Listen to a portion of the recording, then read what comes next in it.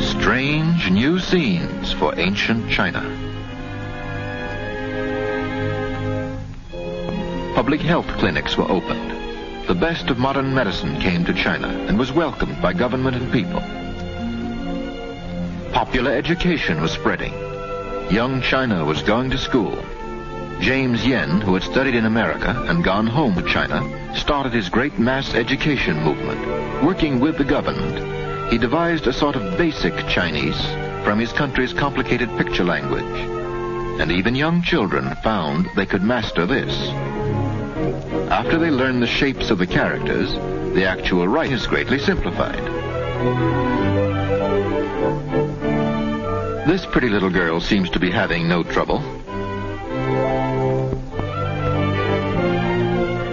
China was building strong minds and strong bodies, aware of the importance to the nation of a vigorous and informed youth.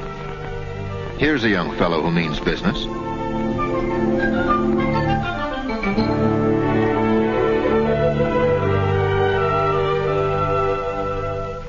The life of young people in the large cities was much like ours here in America.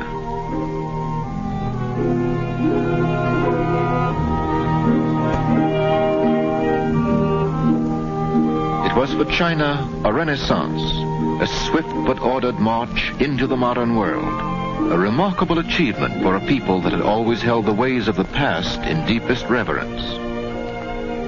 Here are examples of the young men and women the colleges were producing, fine representatives of new China, studying the arts of peace. But peace was not on the program of the ambitious rulers of the island empire across the China seas. Suddenly, in 1937, the Japanese struck on a vast scale, and China's battle for its life began.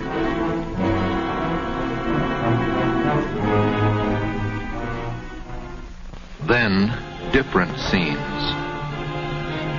Defenseless, unoffending people fleeing from the horrors of total war. 50 millions of people like these were the victims. Up and down the land of China, they were driven from their homes, separated from their loved ones. And each one who survived had a story of terror and death to tell. Those who escaped were the lucky ones. For behind them, the survivors of bomb and bullet were either slaughtered or enslaved.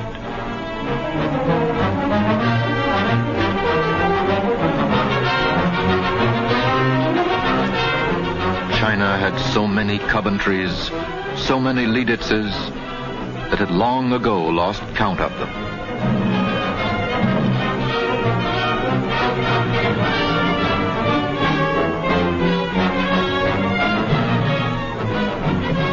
Individuals lost everything, and the nation, faced with total war, had lost more than 70% of its industrial capacity to make the tools and munitions of war. Such a vast displacement of population paralyzed the transportation systems. In the confusion, it soon became a matter of every person for himself as the people sought what safety there was in the interior. Millions that the bombs did not kill died of starvation. And those were indeed fortunate who found strength in the rice bowl to struggle on.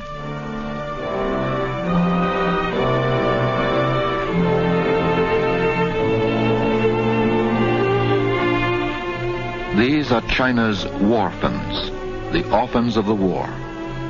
Many thousands of them today are in the friendly haven of the orphanages supported through United Relief.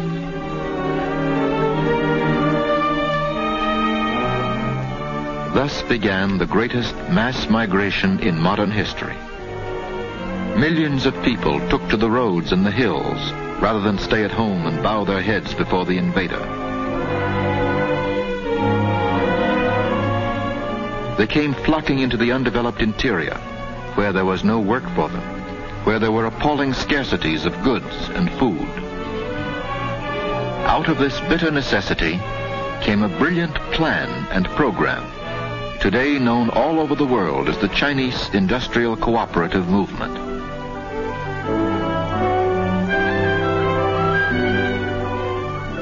Here, the refugees register for food and a job in the workshops. The cooperatives set up their first meager equipment in small units in the walls of cities, in caves in the hills, under trees, or wherever shelter could be found from the weather and from roving Japanese bombers. Often they had to use century-old methods for lack of modern tools. Thousands of women rallied to spin and weave army blankets for the soldiers in the field. Out of occupied areas, guerrilla soldiers and workers spirited tools and materials to the cooperative factories. Some equipment was set up as far as 1,500 miles from its starting point.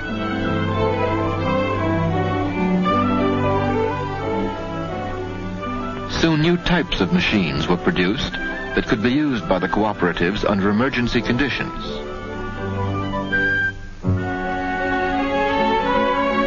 In more than 2,000 of these cooperative workshops, 500 different articles are made for the Army, Red Cross, and civilian population.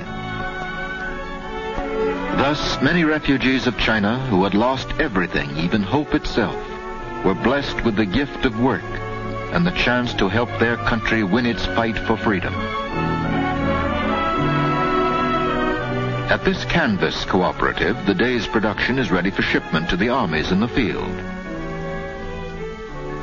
The mule train starts out on its overland journey to the front lines. Medical supplies for the hospitals and first aid stations are prepared, and surgical dressings for the wounded. The Red Cross takes on the cargo, and in the battle zones, nurses bring in the wounded from the field. Seldom do they have anesthetics or sulfa drugs, but they do with what they have.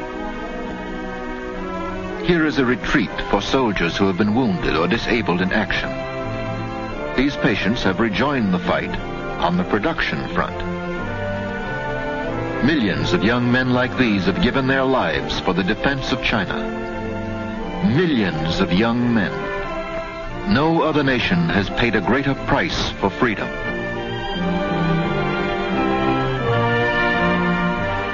The faces of fighting China. Good comrades for us to have in this gigantic war we fight in Asia and Pacific. The leader of fighting China, Generalissimo Chiang Kai-shek. And the heart of fighting China, Chongqing, capital city of a nation that remains after 7 years of war, unconquered and unconquerable. 3 times the bombs have leveled nearly every building here, and each time a new Chongqing has sprung from the terror and the ruin and the ashes and carried on the fight. Yes, Chongqing still stands by the Yangtze, a vibrant symbol of the millions and millions of China who fight the good fight with us and who will keep the faith with us in victory and in peace.